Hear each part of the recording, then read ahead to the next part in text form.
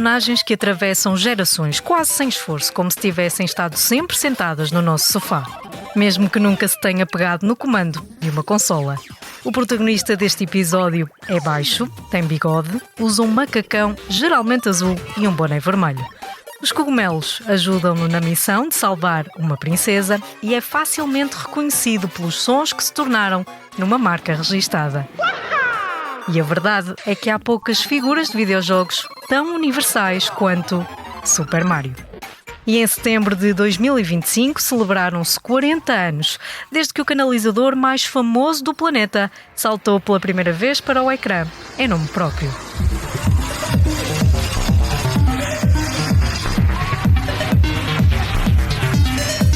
Estás a ouvir Geração Gamer.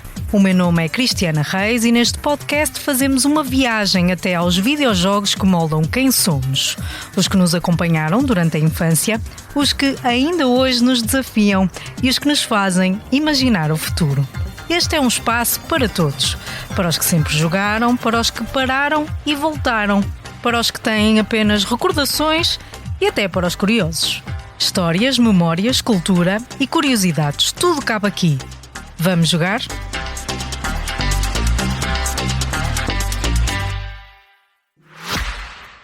O Expresso tem uma nova subscrição que lhe dá acesso completo ao The New York Times, com atualidade, jogos, culinária e muito mais. E ainda aos conteúdos exclusivos da SIC Notícias, incluindo o Direto Vertical, a nova e inovadora emissão que se adapta ao seu smartphone. Subscreva em expresso.pt/digital. Expresso. Liberdade para pensar.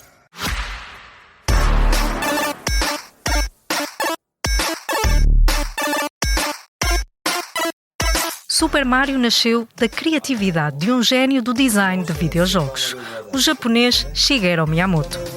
Super Mario tem agora 40 anos, são 4 décadas de saltos impossíveis, de mundos coloridos, de tartarugas voadoras, de canos verdes e de um canalizador italiano que, de alguma forma, se tornou num dos rostos mais conhecidos do planeta.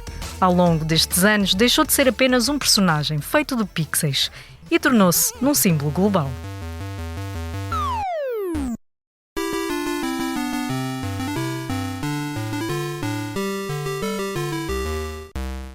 Em 1985 nasceu para o mundo como Super Mario Bros., mas antes disso, em 1981, surgiu pela primeira vez no videojogo Donkey Kong e chamava-se Jumpman.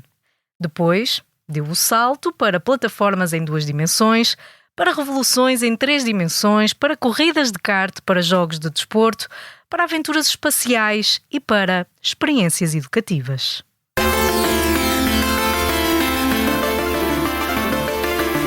E apesar de toda esta evolução, há algo que nunca mudou. A sensação de alegria pura que se sente ao ouvir aquele Let's Go! E claro, falar de Super Mario hoje é também falar de nostalgia.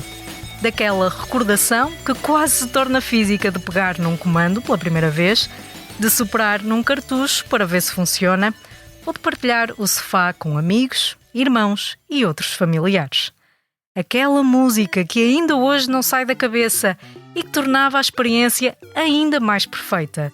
Para muitos não é só um jogo, é um pedaço da infância que continua vivo. It's me, Mario! E é por isso que o colecionismo em torno da franquia cresceu tanto, desde figuras a consolas clássicas até edições limitadas que se tornaram em verdadeiros tesouros. Colecionar Mario é, no fundo, colecionar super memórias. É passar do correr da esquerda para a direita para explorar galáxias inteiras. É passar de salvar a princesa para, continuar a salvá-la, mas com muito mais estilo. E o mais curioso é que, apesar de toda esta evolução, a essência nunca mudou. Mario é sobre alegria, sobre movimento, sobre tentar outra vez, sobre descobrir o que está dentro do próximo cano. Videojogos, merchandising, séries de televisão e filmes no cinema. Tudo isto é um sinal claro de que este personagem é um símbolo da cultura pop. É uma memória coletiva. Hoje vamos mergulhar neste fenómeno cultural, vamos falar sobre o legado, sobre o futuro e sobre aquilo que faz de Super Mario uma franquia icónica. E para isso tenho comigo 3 convidados que trazem perspectivas únicas e é precisamente essa diversidade que torna a conversa tão especial. O Marco Fresco é gamer, desde sempre colecionador e criador de conteúdos com presença no Instagram, no TikTok e no YouTube como MF Gaming. O Jorge Vieira, que após longos anos a liderar a Nintendo em Portugal, assumiu a coordenação das equipas de marketing em Portugal e em Espanha. E o Luís Barros, o ator que é a voz portuguesa de Super Mario nos filmes mais recentes. E agora, apertem os cintos, preparem os power-ups e venham connosco nesta viagem pelo reino cogumelo. A aventura está só a começar.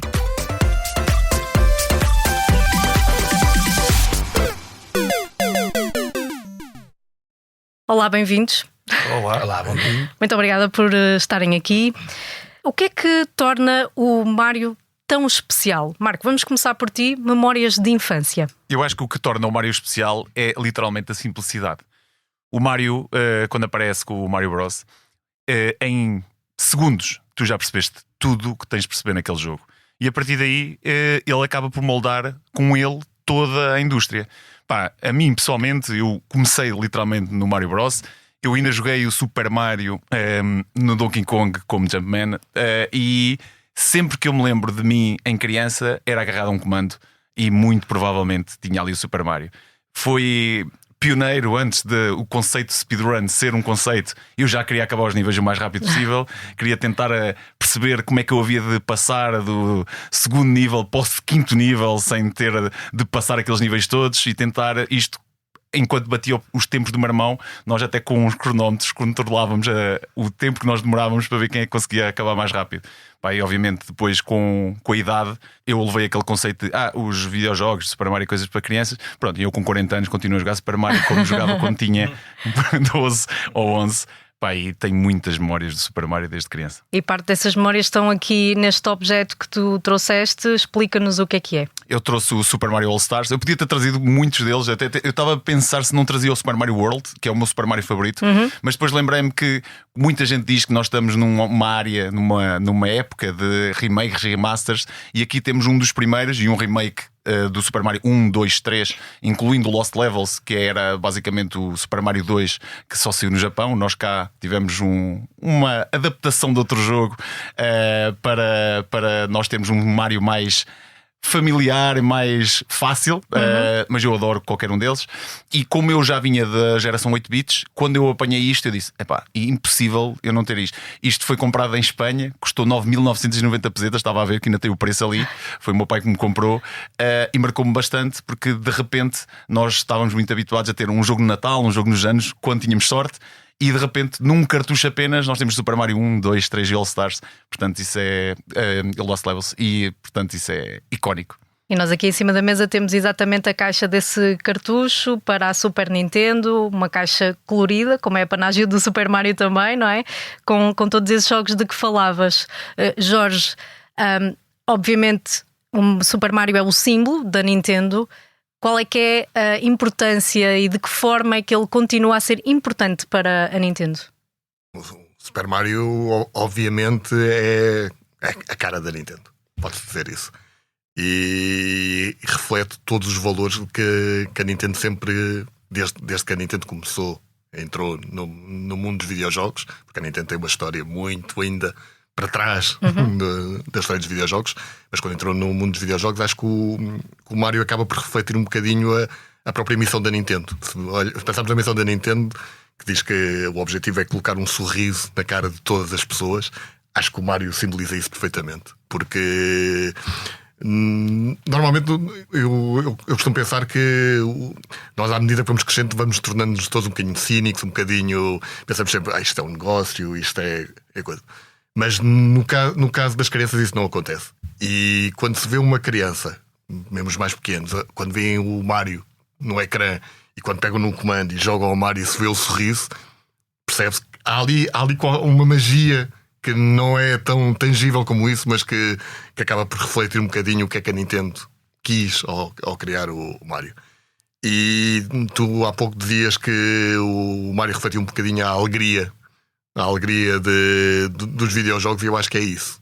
Acho que, sobretudo, o objetivo sempre do Mário é, independentemente das 1001 aventuras que ele vive e de todas as peripécias e inclusive, por exemplo, com a questão do filme de estar em situações perigosas e ter que salvar o irmão, mas no fundo tudo vai desembocar em momentos de alegria, em momentos de felicidade. Sim. E é isso que acho que o Mário consegue transmitir, é a felicidade. E tu próprio também tens memórias em relação ao Super Mario, também cresceste com ele, não é? Sim, se bem que lá está, aqui contra mim falo que sou um bocadinho mais velho.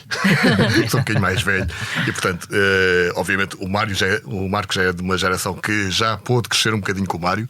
A minha geração é um bocadinho mais atrás e não crescemos com o Mário. Portanto, é sempre giro, porque as pessoas pensam sempre: trabalhas no Nintendo e isso já foi desde criança. E eu, sim, eu gostava de ser um bocadinho mais jovem para Pareces ter mais sido novo, pareces mais novo, as pessoas tentem.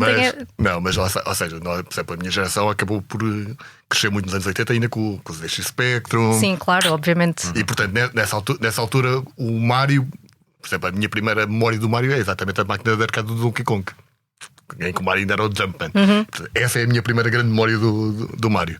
E depois o meu contato com o Mário acaba por ser já nos anos 90. E portanto, não há um bocadinho. Às vezes nós pensamos, principalmente os mais novos. Mas cresceste a nível de maturidade com o Super Mario. A nível de maturidade, sim, isso claramente. Agora, eu recordo perfeitamente, por exemplo, momentos icónicos do Mário. Por exemplo, o lançamento do Mário 64. É um daqueles momentos, para quem cresceu com os videojogos. É uma viragem. É uma viragem completa. É um bocadinho lá está a pensar agora hoje em dia. As pessoas falam de internet, a inteligência artificial. O Mário 64 foi aquele momento em que basicamente mudou completamente o paradigma dos videojogos. E porquê é que diz isso? Mudou porque permitiu mesmo lá está, isso leva-nos a muitas outras conversas em termos de influências, em termos de design de videojogos, mas quando já havia, obviamente, o Mario 64 não foi o primeiro jogo em 3D, mas foi o jogo que te permitiu, como autor, como criador de videojogos, perceber o potencial que estava ao alcance de criar aqueles mundos tridimensionais e a forma como tu podias construir aquilo numa aventura coesa. E o Mario 64 permitiu isso. Portanto, no fundo, até o Mario 64, porque o pessoal fala muito de tecnologias, hoje em dia fala-se ray tracing, gráficos, isso tudo, mas eu acho que uma das coisas mais importantes dos videojogos é o design dos níveis e é o design do jogo. E o Super Mario 64 foi muito revolucionário nesse aspecto, porque já havia, como o Jorge estava a dizer, já havia muitos jogos em 3D, mas num jogo de plataformas, com a liberdade que tu tens no Super Mario, não havia. E eles mostraram que era possível. Tanto que, e se fosse assim tão fácil, havia tantos que tentaram, havia montes de franquias que eram 2D, que passaram para 3D, tentaram passar e voltaram ao 2D, porque não conseguiam sangrar. E o Mario fez isso. E tanto, o Mario é muito revolucionário a nível de videojogos e em vários setores e em vários momentos. Por exemplo, o Mario Bros, o primeiro Mario que nós falámos aqui de 85, sim, é uma aula de design de levels. Tem influências até aos dias de hoje, não é? O primeiro nível é usado ainda como aula para... Mesmo a música também é uma coisa muito revolucionária. Também falaremos disso. Se nós formos a pensar, por exemplo, na geração 16 bits, o Mario World, eles constroem uma música para o jogo e através dessa música, com pequenas variações, eles fazem todos os níveis e tu nem notas que é a mesma música. Tu sentes que estás no mesmo universo, mas depois quando vais reconstruir aquilo é exatamente as mesmas notas. É impressionante. E Luís, tu és a voz do Super Mario nos filmes. O teu objeto que trouxeste é a tua voz, é o objeto com o qual trabalhas. It's me, it's Mario. Let's go. Exatamente. Bem-vindo também aqui ao podcast. Que peso é que te trouxe este personagem? Que peso. Bem, eu não gosto de usar a palavra peso, acho que é responsabilidade. Responsabilidade, sim. Sim, neste caso peso. Curiosamente, pronto, quando fiz o casting para o filme, e fiz casting para muitos filmes, e muitas vezes temos que ter não podem revelar muita coisa, claro, para não haver fuga de informação, mas dão-nos um background, um contexto e tal. Eles dizem assim: não, vais fazer o casting para o filme do Mario. Ok. Então já temos já esta memória coletiva que falaste muito bem na introdução e disto estávamos a falar. De repente, lá está, a personagem ou a voz ou a dimensão já está construída. A única questão foi perceber como é que no filme, e neste caso o ator original, o Chris Pratt, abordou. Portanto, há momentos em que ele faz o icónico It's a me, it's a Mario, let's go. Mas depois há toda uma humanidade atrás disto. A responsabilidade está, ok. Criou-se uma história, criou-se um filme para se contar a história das origens do Mario. Porque até agora conhecemos uma personagem que salta plataformas e que salva a princesa, e há o Bowser, mas são aventuras, são provas. Ali vamos perceber que a escolha que fizeram é um canalizador, neste caso o canalizador que vive em Nova Iorque, famílias italianas, quer ser empreendedor, quer construir a sua empresa com o irmão e querem vingar, e então é este lado humano e esta característica, esta dimensão da personagem e os momentos em que ele se duvida, se apaixona, ou seja, todo este lado psicológico que é acrescentado à personagem, isso aí é que é o tal desafio, e perceber e tentar servir isso sem denegrir, obviamente, e sem retirar, mas isso o filme tem que fazer isso. Eu só faço a dobragem, mas o filme tem que fazer isso também por nós, que é enaltecer, respeitar a personagem e acrescentar alguma coisa. E eu acho que eles foram muito bem sucedidos nesse aspecto. Aliás, viu-se pelas receitas. E Jorge, tu trouxeste também um objeto que está aqui em cima da mesa. É preto, vermelho, tem as cores do Super Mario. Explica-nos o que é que trouxeste. Este aqui obviamente tinha N objetos que podia trazer. Eu trouxe este porque para mim tem uma ligação pessoal. Este é uma Nintendo 3DS. E isto representa-me mais ou menos quase o momento em que eu entrei na Nintendo, na altura que eu entrei na Nintendo em 2012. E esta foi a consola que eu, depois obviamente saíram N modelos, mas esta foi a primeira que eu guardei sempre comigo e que eu basicamente tive a jogar todos os jogos do Mario quase numa ponta à outra, e carregava sempre comigo no bolso ou na mochila. E acabou por durar, porque depois acabei por passar esta consola para os meus filhos. Portanto, acabou por ser quase um bocadinho uma passagem de geração. Uma passagem de geração. Testemunho, não é? Testemunho. E é giro porque eu não sou colecionador como o Marco. Eu tento ao máximo evitar isso, porque eu já sei onde é que vamos terminar com esse espírito colecionador. Mas este objeto foi dos poucos que eu decidi: não, este eu vou guardar comigo para sempre. E pronto, e acaba por ter, curiosamente, a questão de ter a capa do Mario. E lá está, Marco, tu sendo um colecionador, tens noção de quantos objetos é que tens relacionados com o Super Mario? Epá, tenho mesmo bastante. Tenho mesmo muitos. É melhor não dizer quantos. Não pensar nisso. Eu até há relativamente pouco tempo eu nem me considerava um colecionador. Eu sempre fui. Imagina, há muita malta que quer comprar a consola nova, vai vender a anterior para comprar. E eu sempre disse: mas depois eu vou querer jogar aquele jogo e não vou ter. Então eu preferia guardar mais um bocado, estar a juntar mais dinheiro para comprar aquilo que eu realmente queria e manter o que eu já tinha. E quando eu dei por mim, olhei e disse: já não tenho espaço em casa para tanta coisa. Mas posso-vos garantir, por exemplo, que há bastante pouco tempo eu faço streams, não é? Eu fiz uma stream de perto de 5 horas só a montar um Lego do Super Mario. E eu comecei a dizer assim: eu vou fazer isto. E depois de 3 horas o pessoal já estava a dizer: Marco, vais desistir? Não. Que é o Mario em cima do Yoshi, né? Eu tenho peluches, tenho todos os jogos, tenho literalmente todos os jogos que saíram do Mario, tenho action figures. E o mais engraçado é que, voltando à cena familiar, eu nunca fui o Mario, porque toda a gente diz: eu como tenho um irmão mais velho, eu sempre fui o Luigi. Claro. E por acaso eu sou mais alto que o meu irmão. Pois é, isso que eu ia dizer. Eu por acaso sou, então eu sempre fui o Luigi. Tanto que eu, quando jogava, por exemplo, um jogo que às vezes acontecia no Super Mario, tu não podias escolher. Ora, jogavas o primeiro nível, perdias, passavas para o Luigi. E eu perdia sempre com o Mario para jogar com o Luigi, porque eu já era o Luigi. E depois no Mario 2, por exemplo, uma das memórias que eu tenho mais engraçada é que o Mario 2, o Luigi e o Mario são personagens bem diferentes. Foi provavelmente o primeiro jogo em que os dois personagens não eram iguais nem a maneira de jogar. O Luigi mandava saltos que nunca mais acabava, o Mario era mais o personagem normal dentro do Super Mario.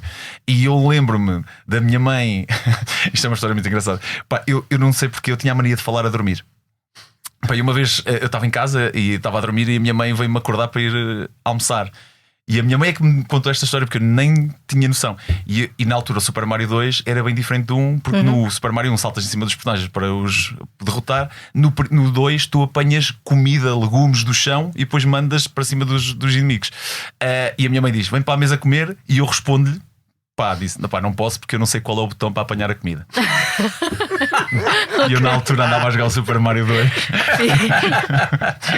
Fica aqui assim. E por falar em memórias familiares, o objeto que eu trouxe foi um copo que tem uma ilustração de um dos níveis do Super Mario Bros, que foi também o primeiro jogo que eu joguei de Super Mario e que me leva a grandes momentos da minha infância também, a jogar com os meus pais, porque no caso os meus pais também jogavam comigo, com o meu irmão, com um primo mais velho.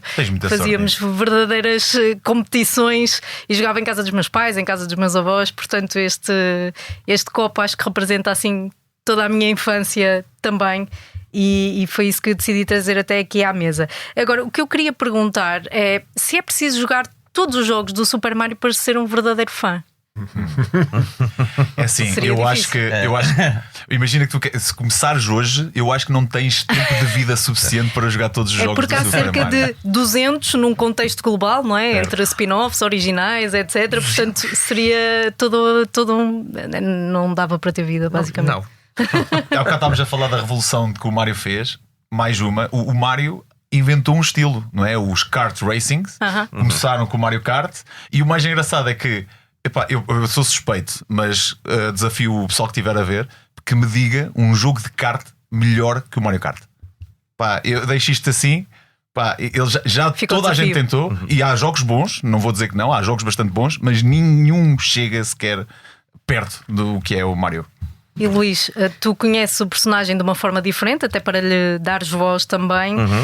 Por isso começo por ti este desafio. Se o Super Mario fosse um ministro, qual é que era a pasta que ele teria? Espero que das infraestruturas. Canalizador, caramba. Não é? Eu acho que sim. E há muita canalização que tem que ser arranjada. Sim. Há uma coisa engraçada na personagem, no Mario. Estávamos a falar de anos 80 e tudo mais. É uma personagem que surge porque crescemos nos anos 80, normalmente habituados a heróis musculados e grande porte. E estamos a falar de um homem baixinho, bigode, fala italiano, meio gordinho, muito simpático, canalizador, não usa armas, não tem armas, usa a física, pronto, salta para cima do falta de salto. E lá está, é extremamente. E é um comum mortal. Aparentemente, depois, claro, é transportado para um mundo de fantasia. Mas é um comum. O ponto de partida é que é uma pessoa como um de nós. Tu não achas que ele devia ser mais das relações internacionais? Um americano que fala italiano, com família italiana, também pode ser. Produzido por uma empresa japonesa. Negócios estrangeiros, pode ser. Sim. E Jorge, qual também seria o teu palpite? Negócios estrangeiros, claramente. Não há melhor embaixador. Não há melhor embaixador que o Mario. Ok, está atribuída aqui a pasta. Como sabemos, o Mario também é tão icónico que já foi transportado para outras plataformas. Lá está, por exemplo, os filmes, séries de televisão. Por isso, com tudo isto que nós estamos aqui a falar, pergunto: Super Mario, a franquia, é uma obra de arte, Luís? De certeza, sim, é uma obra de arte, é um marco cultural. Eu estive em Paris há pouco tempo, toda a gente sabe quem é a Mona Lisa, toda a gente sabe quem é o Super Mario. Vão-me cair em cima com este comentário, mas é isto, é uma memória coletiva. E sim, é uma obra de arte, de design. E é isso, basicamente, é isso. Jorge? Eu não vou entrar nessas discussões porque eu sei que mesmo fãs de videojogos é uma discussão que ainda hoje eu acho que lá está. Acho que os videojogos já saíram um bocadinho dessa fase em que se tentavam emancipar e colar-se um bocadinho, ou seja, chegar à idade adulta e houve uma fase que os videojogos queriam ser cinema e acho que já saímos disso. Acho que já perdemos um bocadinho esse estereótipo. Eu acho que se é uma obra de arte, não sei. Eu acho que claramente o Mario faz parte da cultura pop. Ou seja, não sei se uma coisa está interligada com a outra, mas isso sim, o Mario faz parte da cultura pop. Andy World também.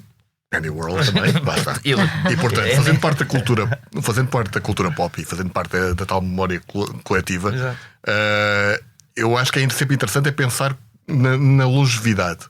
E sim, e por exemplo, pensando no caso da música, que é algo que nos é querido aqui a muitos de nós. Consegues representar um bocadinho da música mais conhecida, da música que toda a gente conhece? Sim, e se pensares Conseguem, também, e se pensares também, pensando que o Mário faz 40 anos, pensando em 85 e pensando nas bandas e artistas de 85, quais é que perduram até hoje? Sim. Quase tantos. Mas como é que é a música? Diz-me lá. Consegues trolitar aí um bocadinho? Pôr-me a trolitar. É uma música que não sai do imaginário, lá está, das pessoas, quer joguem, quer não. Marco, faço-te a mesma pergunta: é uma obra de arte ou não? Eu também não sou muito entrar em polémica. Sem dúvida alguma. Sem sombra de dúvida. É isso. Não há hipótese. E acima de tudo é uma obra completa, porque é uma imagem visual que toda a gente temos, é uma música que toda a gente conhece. Para quem está mesmo dentro dos videojogos, é um jogo que marca várias gerações. Portanto, é impossível não dizer que é uma obra de arte. E que influencia muitos outros jogos, não é? Como falávamos aqui há pouco. Sim, o Mario tem uma influência brutal. Aliás, o próprio Mario é um pouco. Ele estava a dizer que é a imagem da Nintendo. E eu não acho que seja só a imagem da Nintendo. Nós temos provavelmente 5, 6 ícones que nós olhamos e associamos aos videojogos. E o Mario está no topo dessa tabela. Está top 3 de certeza absoluta. Portanto, é impensável nós pensarmos em Mario, na minha opinião, sem considerarmos uma obra de arte. Porque o que ele fez marcou e vai marcar para sempre. Eu acho que os videojogos nunca vão esquecer o Mario. Imagina que daqui a 200 anos e não houverem videojogos e ainda tivermos cá alguns, nós não, mas alguém vai saber o que é o Mario. E para quem cresceu nos anos 90 em Portugal, apesar da Nintendo até nem ser líder, toda a gente conhecia o Mario. Impossível. E o Mario tem várias fases, não é? Por exemplo, nós já falámos aqui das gerações de 8 bits. Ele trouxe aqui uma portátil e temos de relembrar, por exemplo, que o Mario salva princesas tipo em vários universos, né? Em várias consolas. E o Super Mario, por exemplo, Land 2 do Game Boy é simplesmente um dos melhores jogos alguma vez feitos, principalmente tendo as limitações que tínhamos no Game Boy. E tanta música, e o jogo é completamente diferente dos jogos que nós tínhamos na altura nas outras consolas. Portanto, o Mario sabe fazer as coisas. Só acrescentar que a música que cantarolaram há pouco é da autoria do Koji Kondo, lendário. E agora, com isto tudo, será que esta franquia de Super Mario corre o risco de se esgotar, ou é algo que isso nunca vai acontecer? Faço aqui uma nova ronda. De todo. Quando fui à estreia à antestreia do primeiro filme, levei a minha filha e levei o primo. Na altura tinha 6 anos e é completamente louco. E ele também tem bonequinho. Por acaso podia ter-lhe pedido emprestado para trazer. Ele tem bonequinhos. E a questão da longevidade, isto está para durar. Está para durar. Portanto, ele tem 7 anos. Portanto, tem a vida toda ainda para se lembrar do Mario e ainda vai ser transmitido para as novas gerações, quase certeza. Jorge, sim. Pergunta polémica para ti. Não, o Luís basicamente resumiu um bocadinho aquilo que nós na Nintendo tentamos fazer. Que obviamente os fãs old school da Nintendo obviamente são super importantes para nós, mas obviamente também é importante cativar novos fãs. Principalmente os mais novos. Estão a fazer um bom trabalho. Principalmente os mais novos. E portanto, eu, por exemplo, desde que entrei na Nintendo, claramente um dos objetivos foi esse. Foi todas as crianças em Portugal temos que criar aqui um bocadinho o mesmo efeito que aconteceu lá fora. Que aconteceu, por exemplo, nós vemos em vídeos nos Estados Unidos. Toda a gente conhece aquele icónico vídeo do rapaz a abrir a consola no Natal. No Natal. Sim. É isso que nós temos que conseguir em Portugal, porque com o passar dos anos, obviamente isso vai-se passando de geração em geração. E tu tiveste a oportunidade, lá está, de desfrutar com os teus pais, jogar. Cada vez mais vemos isso em Portugal. E portanto, em Portugal e não só, em todo o mundo. E portanto, o Mario a franquia Mario é algo que se dá muito a isso, a partilhar experiências entre todos. Marco, nunca vai desaparecer. Não, é impossível. Eu acho que e é aqui que também o Mario se difere da maior parte da concorrência. Se bem que eu não acho que o Mario tenha propriamente concorrência. Porque uma franquia. Imagina, agora saiu a Nintendo Switch 2. Nós ainda não tivemos um Super Mario mesmo da Nintendo Switch 2. E o que é que se fala? onde é que está o Mario? Onde é que está o Mario? Onde é que está o Mario? Porque nós ligamos literalmente consolas ao Super Mario.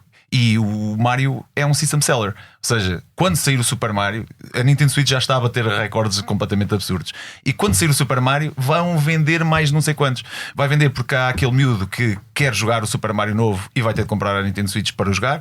Vai haver aquele que o pai olha e diz: finalmente temos aqui o Super Mario. E eu sou. Já chegamos a avós. Exatamente. Já temos avós. E depois, engraçado que nós temos aqui a voz do Super Mario do filme, mas não nos podemos esquecer que até nisso o Mario foi revolucionário, porque o Super Mario foi o primeiro filme adaptado de um videojogo em 83. Portanto, Pois foi. pá, Pois foi. o Mario, o pessoal olha, o Mario está velho. O Mario sempre esteve à frente, sempre esteve à frente do que é que estavam a fazer. E agora estes, por exemplo. Outra coisa que nós temos de nos lembrar é que nós sempre tivemos uma muito má imagem de jogos passados para filmes. Mas, por exemplo, o Super Mario, quando saiu, pá, toda a gente que foi ver o filme, o mais novo vai curtir porque é o Super Mario, porque é juvenil, é isso. O mais velho, aquele filme, o primeiro, para quem é mesmo fã hardcore, aquilo está cheio de easter eggs. Cheio.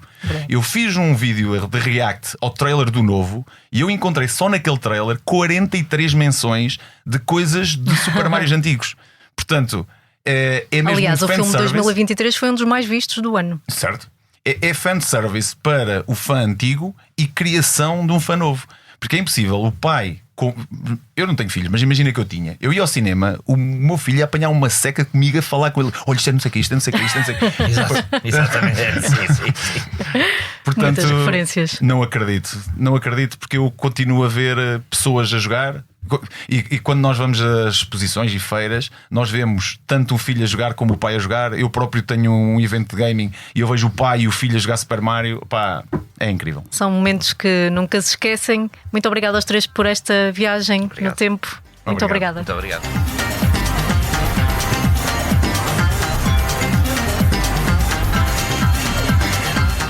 Obrigada por teres estado desse lado. Com apresentação, guião e produção de Cristiana Reis, Geração Gamer é um podcast original da SIC Notícias, com coordenação e sonoplastia de João Martins, direção de Joana Beleza e de Bernardo Ferrão. Com um agradecimento especial à editora de cultura, Graça Costa Pereira. O vídeo é de Carlos Paes, a fotografia de Matilde Fieschi. Até ao próximo episódio.